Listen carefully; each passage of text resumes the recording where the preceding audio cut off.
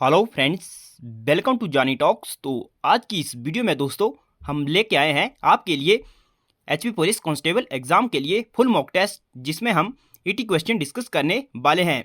और इसका जो लेवल है बिल्कुल एग्जाम पैटर्न के बिहार पर बनाया गया है। और बिल्कुल दोस्तों जैसे एग्जाम में जिस सेक्शन से जितने प्रश्न आते हैं उसी सेक्शन से उतने प्रश्न इस मॉक टेस्ट में डाले गए हैं, 80 क्वेश्चन। तो दोस्तों अगर इसमें आपने 65 प्लस स्कोर कर दिया तो आपकी तैयारी काफ़ी अच्छी मानी जाएगी। अगर आप इस वीडियो की पीडीएफ चाहते हैं दोस्तों तो आप हमारे टेलीग्राम चैनल को ज्वाइन कर लेना, जिसका जो लिंक है मैंने डिस्क्रिप्शन में दिया है।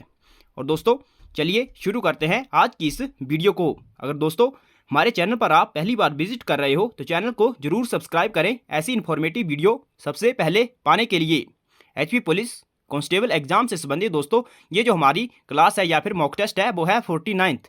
इससे पहले हम 48 वीडियो डिस्कस कर चुके हैं। अगर आपने वो नहीं देखी हैं तो आप हमारे चैनल की प्लेलिस्ट में जाकर देख सकते हैं और अपनी तैयारी को बूस्टअप कर सकते हैं। तो चलिए शुरू करते हैं पहले प्रश्न से। पहले हम हिंदी सेक्शन को डिस्कस करने जा रहे हैं। तो पहला प्रश्न है, आपको रजनीश का संधि विच्छेद बताना है। ऑप्शन आपके सामने है, जल्दी से बताइए रजनीश का संधि विच्छेद। तो दोस्तों रजनीश का जो संधि विच्छेद हो जाएगा वो हो जाएगा इसका ऑप्शन बी जो है वो करेक्ट हो जाएगा, रजनी प्लस ईश। ऑप्शन बी जो है वो सही हो जाएगा। अगर दोस्तों मैं जल्दबाजी में किसी प्रश्न का आंसर गलत बता देता हूं तो आप कमेंट करके जरूर बता देना। जल्दबाजी में कोई प्रश्न किसी प्रश्न का जो आंसर है आगे पीछे टिक हो जाता है। नेक्स्ट है, पाचन का संधि विच्छेद आपको बताना है। पाचन का संधि विच्छेद बताइए। पा प्लस बन, पो प्लस अन, या फिर पाओ प्लस अन, या फिर कोई नहीं। तो दोस्तों पाचन का जो संधि विच्छेद हो जाएगा ऑप्शन इसका सी करेक्ट हो जाएगा, पाओ प्लस अन। ऑप्शन सी इसका सही हो जाएगा। और आप कमेंट करके बताएं दोस्तों इसमें कौन सी संधि है। नेक्स्ट है, मुहावरा है आस्तीन का सांप होना। आपको इस मुहावरे का अर्थ बताना है। आस्तीन का सांप होना, इस मुहावरे का अर्थ बताना है। ऑप्शन है सांप खोजना, शत्रुता करना, दोस्ती करना, या फिर घर में छिपा शत्रु। तो इसका सही आंसर हो जाएगा ऑप्शन डी, घर में छिपा शत्रु। तो ऑप्शन डी करेक्ट हो जाएगा। नेक्स्ट है, हाथ का मैल होना मुहावरे का अर्थ है। तो दोस्तों हाथ का मैल होना इस मुहावरे का अर्थ है। इसका जो ऑप्शन है, अगर दोस्तों मैं वीडियो आपको लग रहा है मैं फास्ट बढ़ा रहा हूं तो आप क्वेश्चन को वीडियो को रोक सकते हैं और दोस्तों और आराम से प्रश्न को पढ़ सकते हैं और उसके बाद अपना आंसर टिक कर सकते हैं। इसका सही आंसर हो जाएगा हाथ का मैल होना यानी कि तुच्छ होना। तो ऑप्शन सी जो है वो सही हो जाएगा, तुच्छ होना इसका सही आंसर हो जाएगा। नेक्स्ट है, रसोई घर। आपको बताना है रसोई घर में कौन सा समास है। तो रसोई घर जो है ऑप्शन है तत्पुरुष, कर्मधारय, द्वंद, या फिर अव्ययी भाव।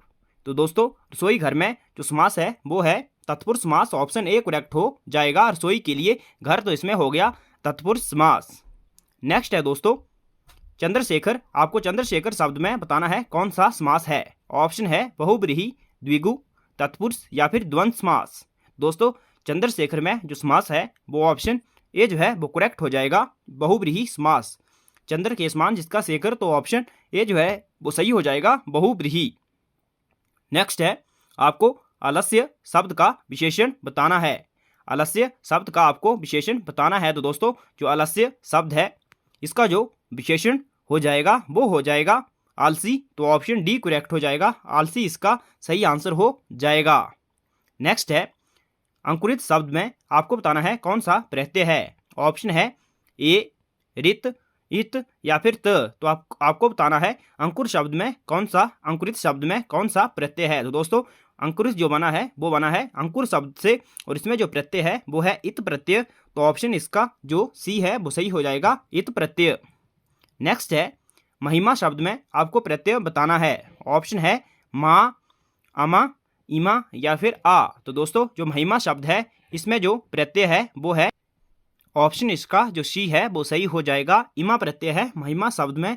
ऑप्शन जो सी है वो सही हो जाएगा, इमा। नेक्स्ट है दोस्तों, माथा ठनकना मुहावरे का अर्थ है। तो आपको बताना है जो माथा ठनकना मुहावरा है इसका अर्थ क्या है।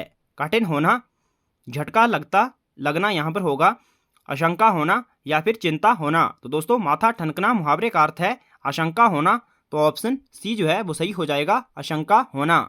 नेक्स्ट है दोस्तों, कृष्ण शब्द का आपको विलोम शब्द बताना है। ऑप्शन है सफेद, उजला, काला, शुक्ल या फिर शुक्ल। तो आपको बताना है कृष्ण शब्द का विलोम शब्द आपको बताना है। तो ऑप्शन आपके सामने है, जल्दी बताइए। तो इसका जो सही विलोम शब्द हो जाएगा वो हो जाएगा शुक्ल। तो ऑप्शन डी जो है वो सही हो जाएगा, शुक्ल। नेक्स्ट है स्तुति शब्द का आपको विलोम शब्द बताना है। ऑप्शन आपके सामने है, जल्दी बताइए।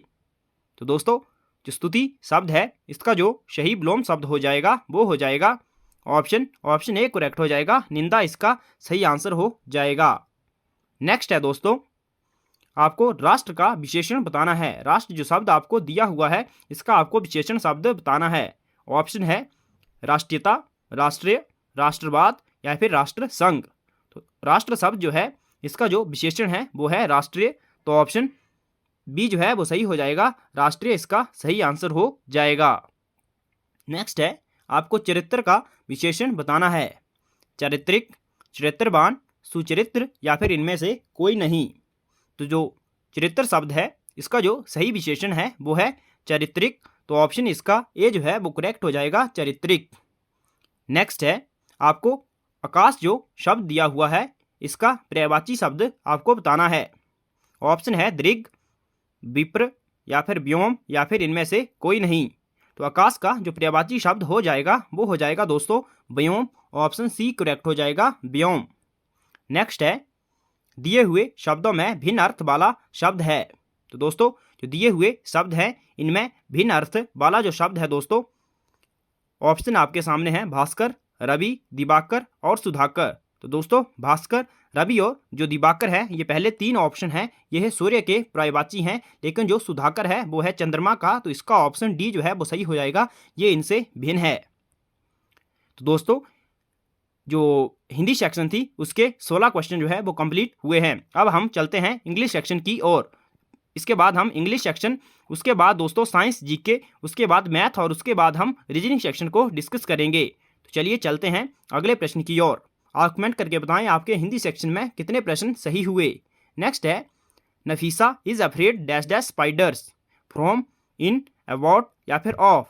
तो दोस्तों Nafisa is afraid of spider. तो इसका ऑप्शन डी करेक्ट हो जाएगा, ऑफ का प्रयोग किया जाएगा। नेक्स्ट है I am bored dash dash the exam. I am bored dash dash the exam, in, about, on या फिर ऑफ। तो दोस्तों I am bored about the exam. तो इसका ऑप्शन बी जो है करेक्ट हो जाएगा, अबाउट का यूज़ यहाँ पर किया जाएगा। और अगर आप दोस्तों मैंने बताया इसकी पीडीएफ चाहते हैं और उसके बाद आप मॉक टेस्ट को लगाना चाहते हैं तो वो भी आपके लिए काफ़ी अच्छी बात है। तो आप हमारे जो टेलीग्राम चैनल है उसको ज्वाइन कर लेना, डिस्क्रिप्शन में मैंने लिंक दिया हुआ है और वहाँ पर आप खुद से टाइम को सेट करके इस मॉक टेस्ट को लगा सकते हैं। नेक्स्ट है दोस्तों अगला क्वेश्चन है he looks upset, I think he took the criticism dash dash hard.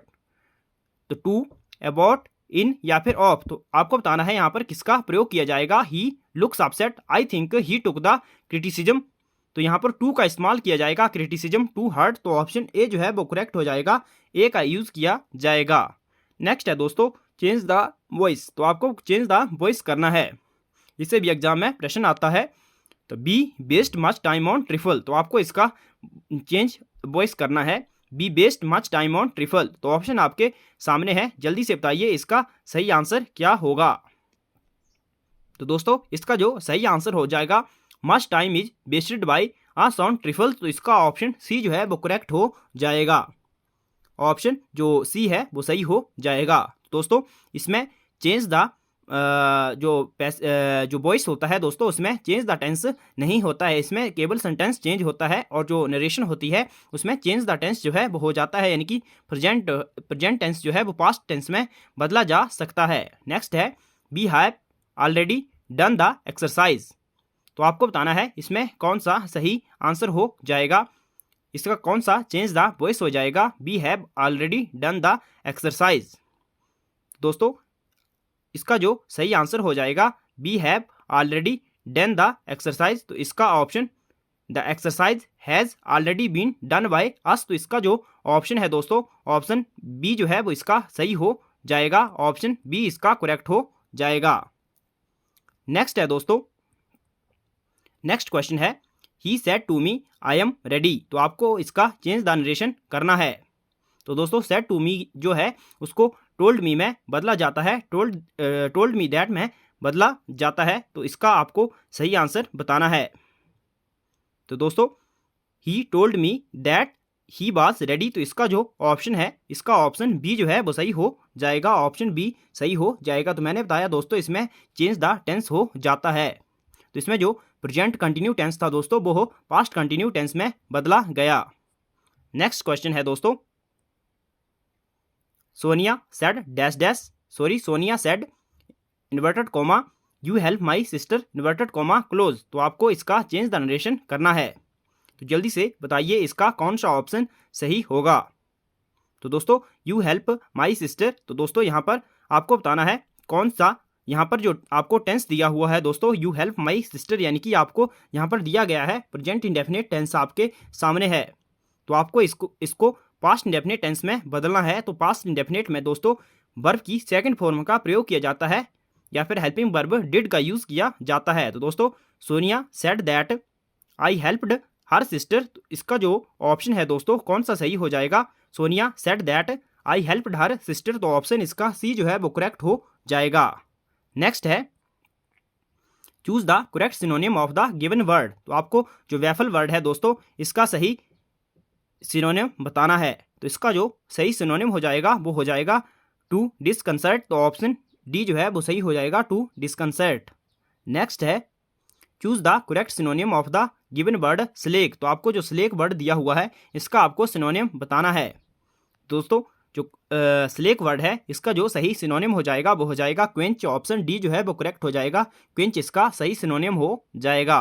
Next है antonym of the word belligerent, आपको दिया हुआ है इसका आपको एंटोनिम बताना है। तो दोस्तों बेलिजरेंट क्या होता है, बेलिजरेंट होता है जैसे कोई भी व्यक्ति है जो युद्ध वगैरह करने के लिए ज़्यादा उत्साहित हो, यानी कि मतलब एक प्रकार से बोल सकते हैं योद्धाकारी या फिर आक्रमणकारी बेलिजरेंट के लिए प्रयुक्त हो सकता है। तो इसका जो सही एंटोनिम हो जाएगा वो हो जाएगा फ्रेंडली, तो ऑप्शन बी जो है वो इसका सही एंटोनिम हो जाएगा फ्रेंडली।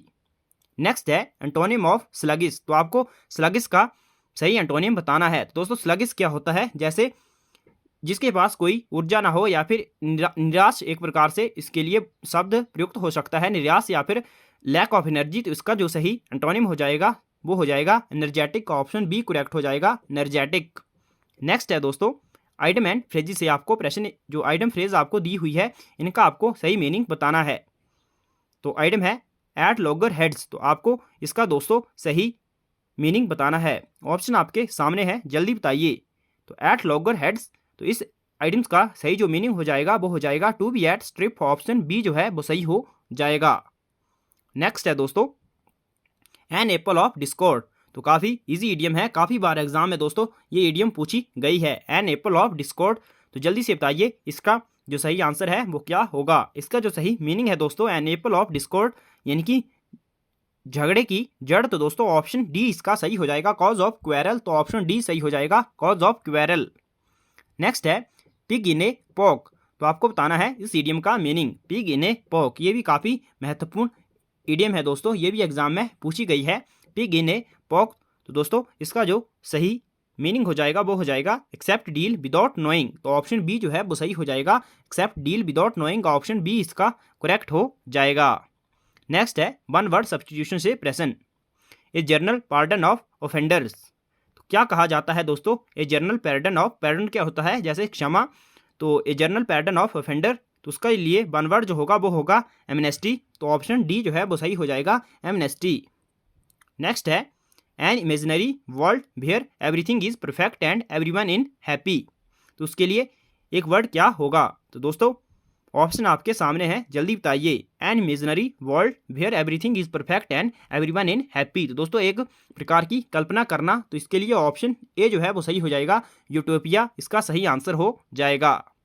नेक्स्ट है अब जीके सेक्शन आपकी शुरू होती है, इंग्लिश सेक्शन और हिंदी सेक्शन को हम सॉल्व कर चुके हैं।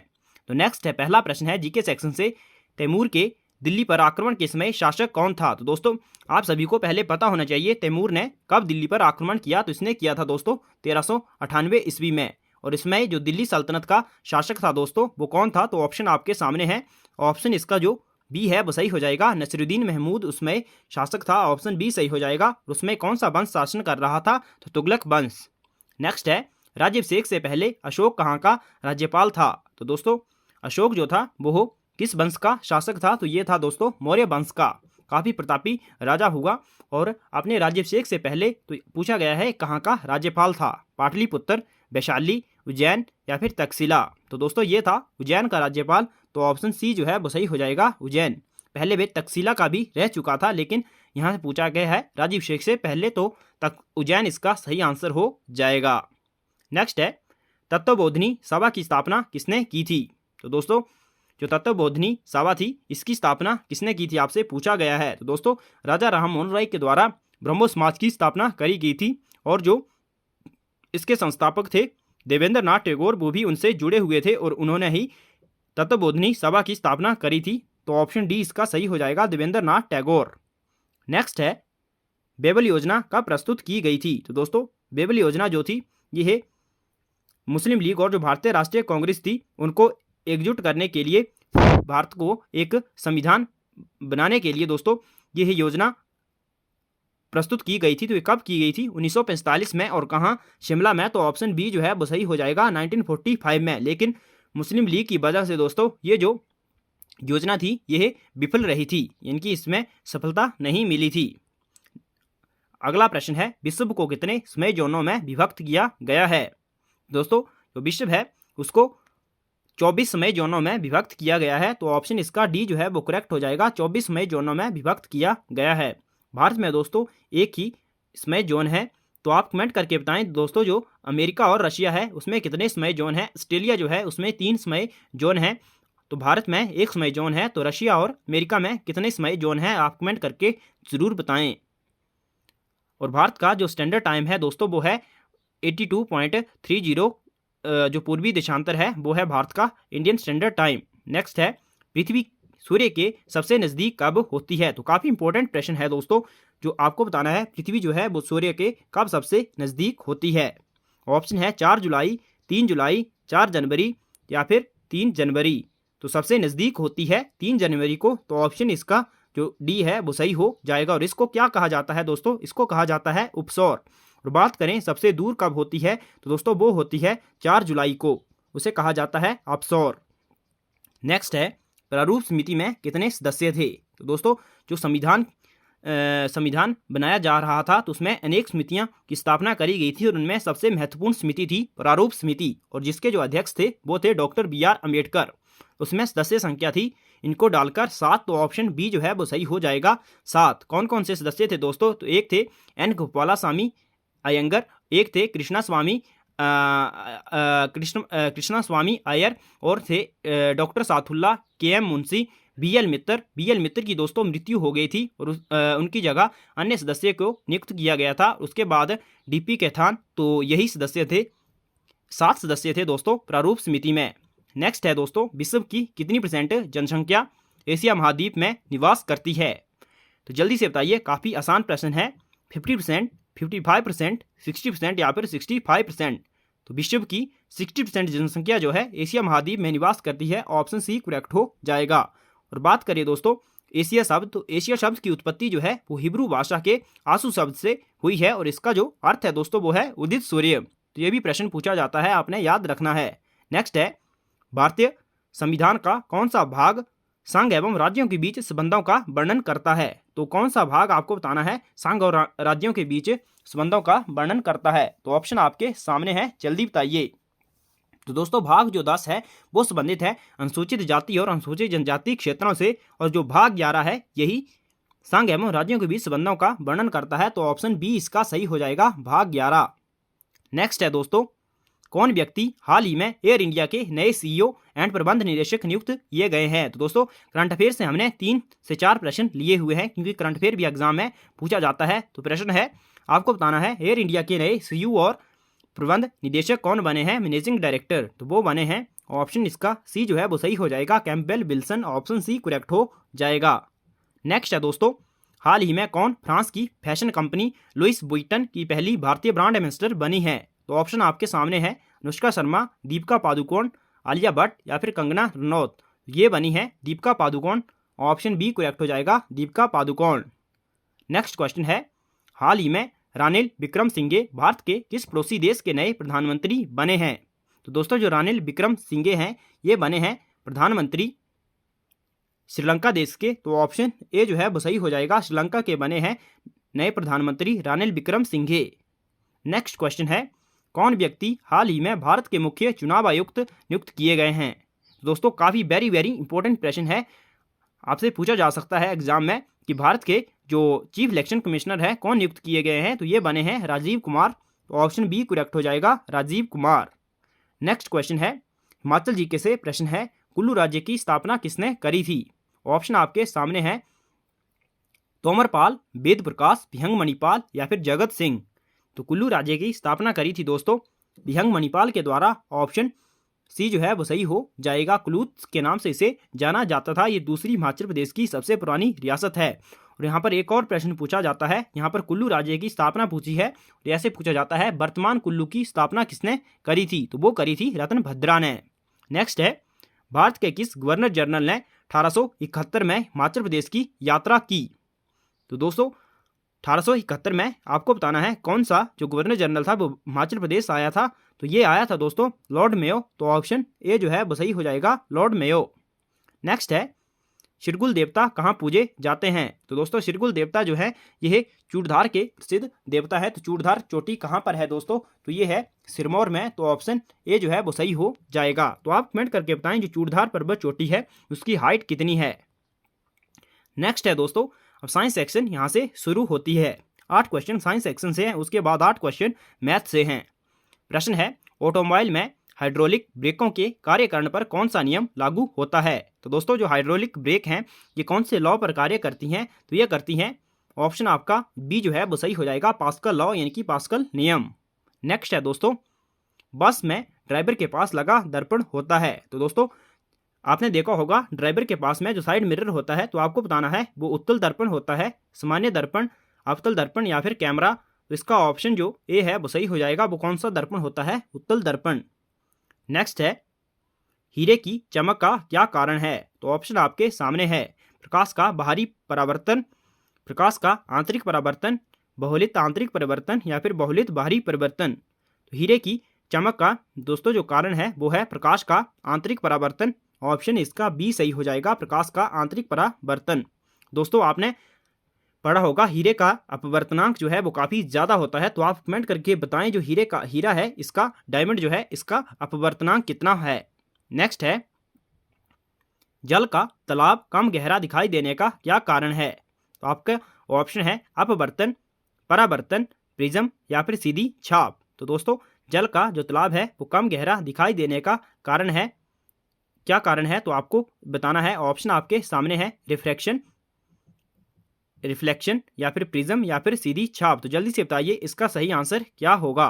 तो दोस्तों जल का तालाब जो है वो गहरा जो कम गहरा है वो दिखाई देता है प्रकाश के परावर्तन के कारण। तो ऑप्शन इसका ये जो है वो सही हो जाएगा। नेक्स्ट है, किसकी कमी से बच्चों का मानसिक और शारीरिक जो विकास है वो अवरुद्ध हो जाता है? ऑप्शन है इंसुलिन, थायरोक्सिन, कॉर्टिसोल या फिर लेप्टिन।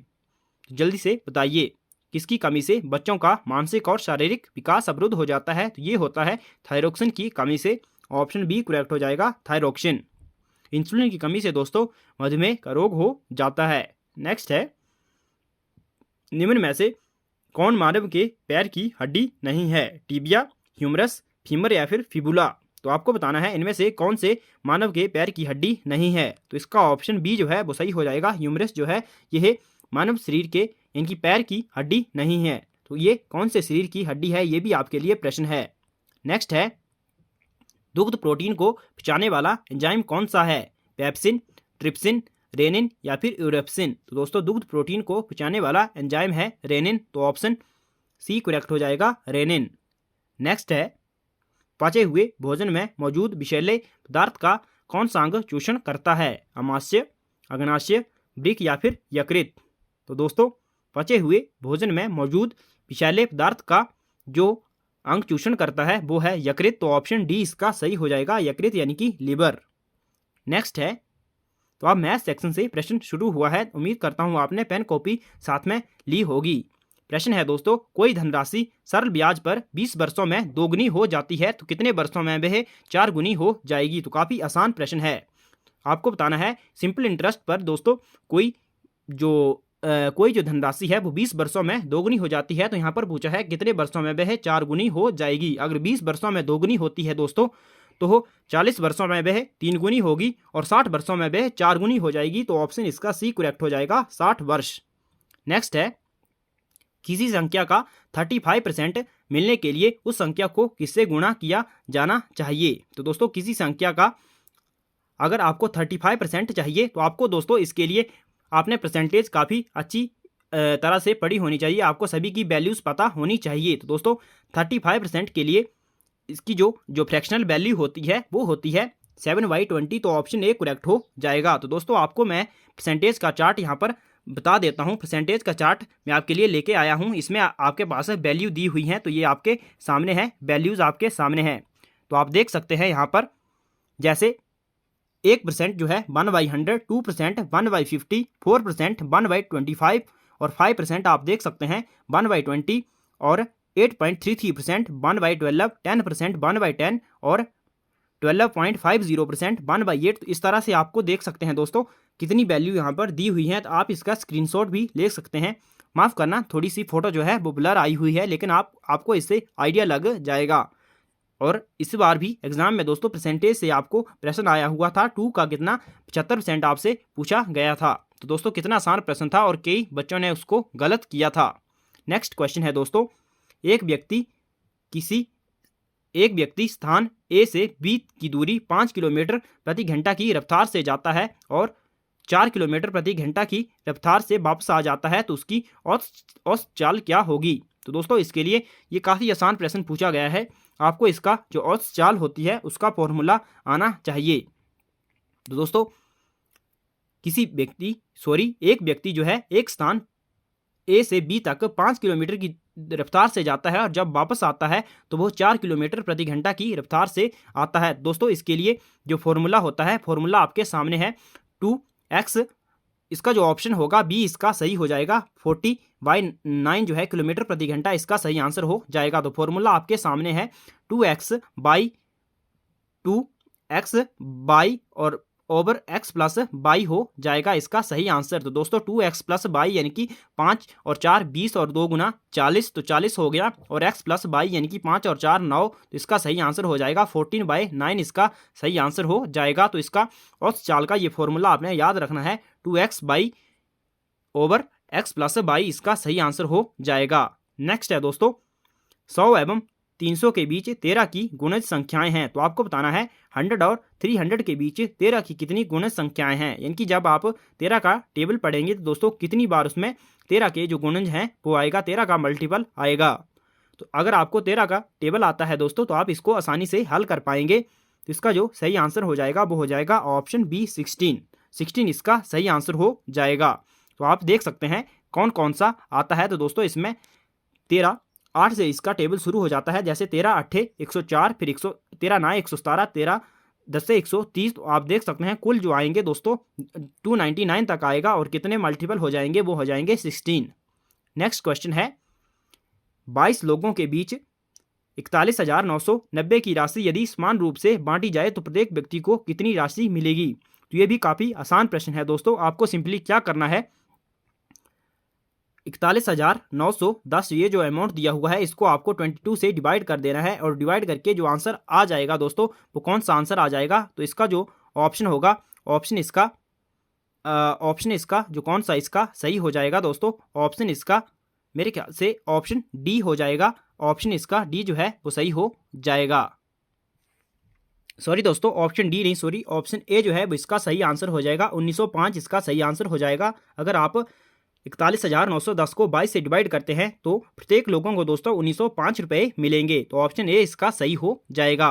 नेक्स्ट है, 180 मीटर लंबी एक रेलगाड़ी 20 सेकंड में बिजली के एक खंभे को पार कर जाती है तो रेलगाड़ी की चाल क्या है। तो ये भी काफ़ी आसान प्रश्न है। तो दोस्तों आपसे पूछा गया है, एक 180 मीटर लंबी एक रेलगाड़ी है जो 20 सेकंड में एक बिजली के खंभे को पार कर जाती है, तो आपको रेलगाड़ी की चाल बतानी है। तो दोस्तों क्या रेलगाड़ी की क्या चाल होगी।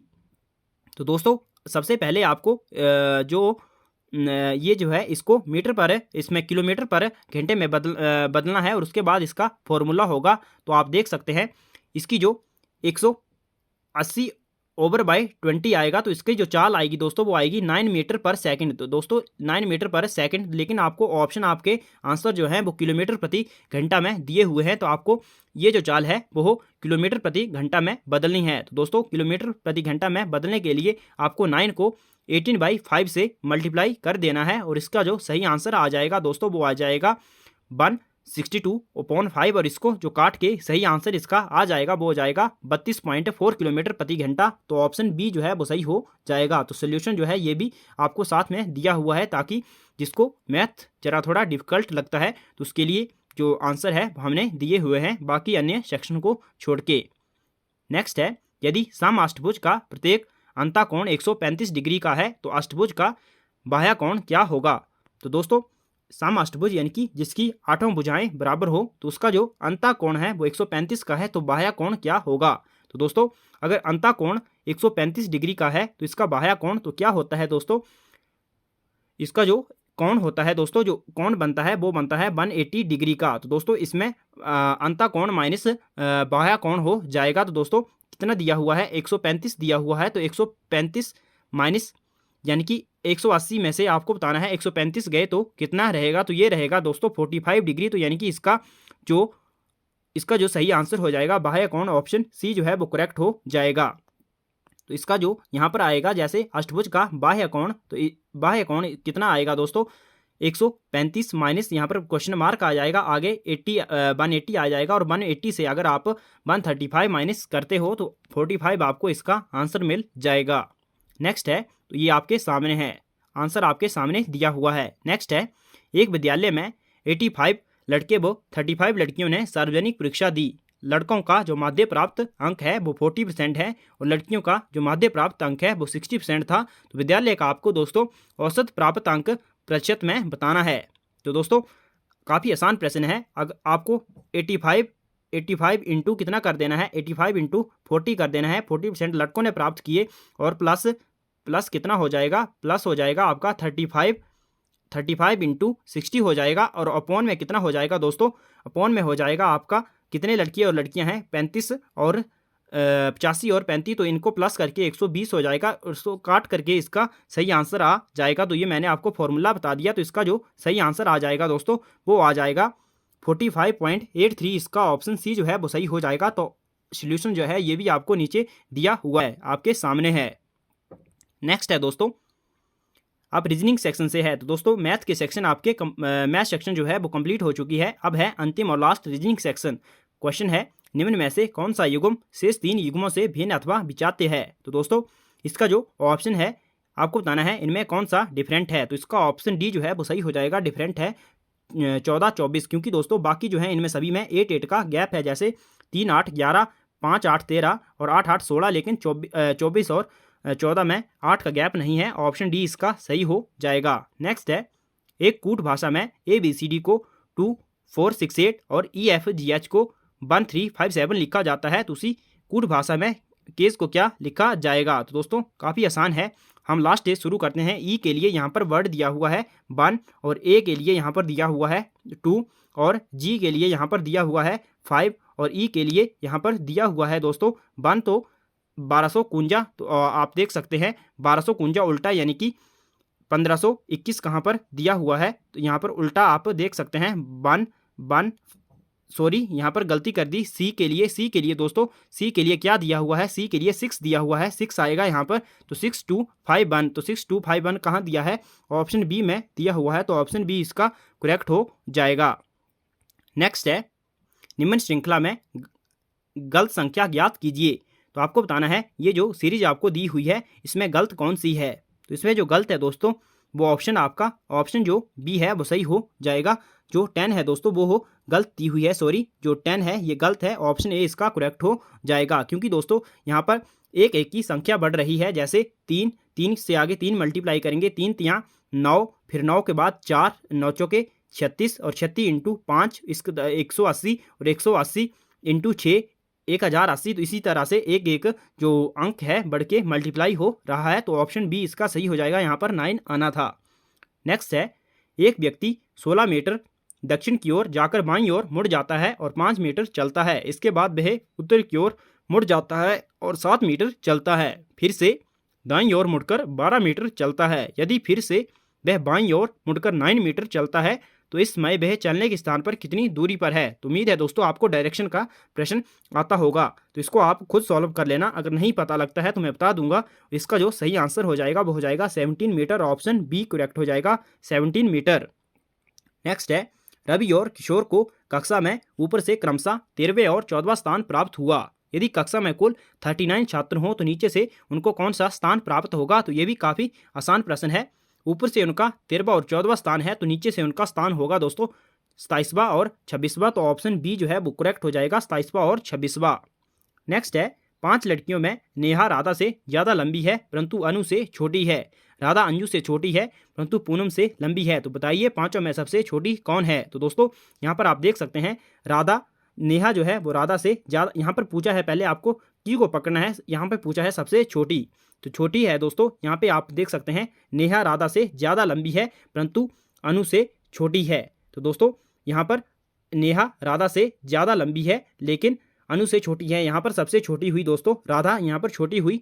आगे है राधा अंजू से छोटी है परंतु पूनम से लंबी है। तो यहाँ पर राधा यहाँ पर छोटी थी लेकिन राधा अंजू से छोटी है लेकिन पूनम से लंबी है। तो यानी कि हमसे सबसे छोटी कौन हुई, पूनम। तो ऑप्शन इसका सी सही हो जाएगा, पूनम।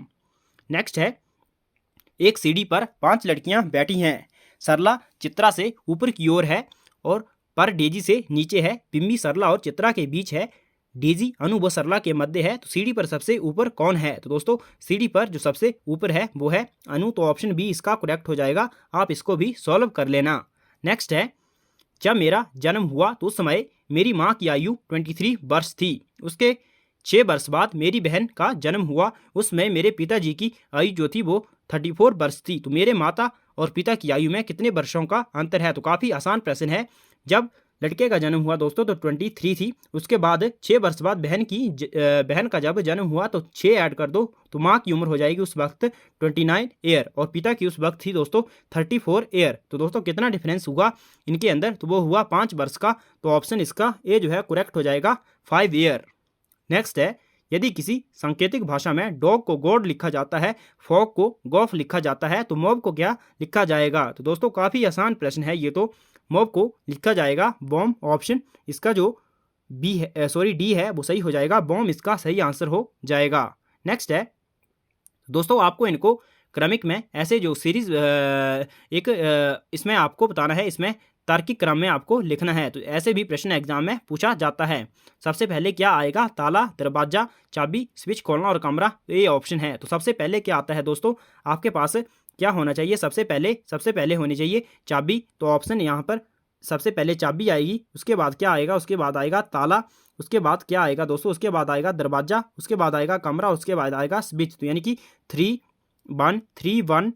1 आएगा। उसके बाद आएगा 2 दोस्तों। तो इसका ऑप्शन जो सी है वो सही दिख रहा है, 3 1 2, बाकी किसी में नहीं है। तो ऑप्शन सी करेक्ट हो जाएगा।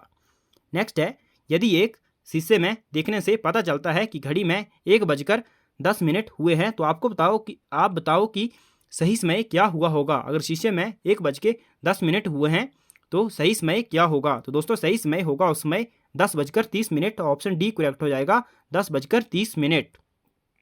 नेक्स्ट है, यदि बीते कल के पहले वाला जो दिन था दोस्तों वो शनिवार था, आने वाला कल के बाद कौन सा दिन होगा। तो आपने समझना है, यदि बीते कल के पहले वाला दिन शनिवार था, यानी कि दोस्तों बीते वाले कल के दिन शनिवार था, तो पिछला काल हुआ दोस्तों रविवार और आज हुआ दोस्तों सोमवार। तो यहाँ पर पूछा है आने वाले कल के बाद। तो आज अगर सोमवार है तो अगला होगा मंगलवार। उसके बाद अगला जो दिन होगा वो होगा बुधवार। ऑप्शन सी करेक्ट हो जाएगा। अगला है, जो संबंध हृदय का रक्त से है वही संबंध फेफड़ों का किससे है।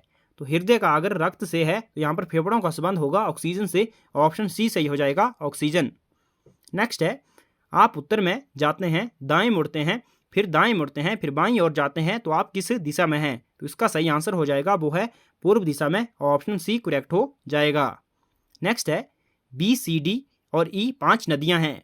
ए बी से छोटी है मगर ई से लंबी है, सी सबसे लंबी है, डी बी से बहुत छोटी है और ए से कुछ लंबी है। तो आपको इसमें बताना है सबसे छोटी नदी कौन सी है। तो दोस्तों इस पजल को आप सॉल्व कर लीजिएगा। इसका जो सही आंसर होगा, सबसे छोटी जो नदी है वो है ऑप्शन ए, ई इसका सही आंसर हो जाएगा। नेक्स्ट है, वे संख्या ज्ञात कीजिए जिसके अंकों का गुणनफल उसके अंकों के योग से 2 गुना है। तो काफ़ी आसान प्रश्न है। आपको इन ऑप्शन में से वे संख्या ज्ञात करनी है जिसके अंकों का गुणनफल, यानी कि जो ये है, जैसे जो आपके 2 अंकों की संख्या आपको दी हुई है तो इनका जो गुणनफल होगा उसके अंकों के योग का 2 गुना होगा। तो इसका जो सही आंसर होगा दोस्तों वो होगा 36। ऑप्शन जो सी है वो सही हो जाएगा। जैसे 6 और 3, तो इसको मल्टीप्लाई करके आएगा, 6 कितने होते हैं 18 और 18 दूने कितना होता है 36। तो यानी कि बताया कि इसका जो योग होगा उसके अंकों के 2 गुना है। तो ऑप्शन सी इसका सही हो जाएगा, 36 इसका सही आंसर हो जाएगा। तो दोस्तों उम्मीद करता हूं आपको वीडियो पसंद आई होगी। हमने 180 क्वेश्चन डिस्कस कर लिए, फुल मॉक टेस्ट हमने डिस्कस कर लिया। तो आप कमेंट करके ज़रूर बताएं आपका इसमें कितना स्कोर रहा। और वीडियो आपको पसंद आई हो तो वीडियो को जल्दी से एक बार लाइक कर दीजिए और चैनल को जरूर सब्सक्राइब कर देना। Thanks for watching, God bless you all.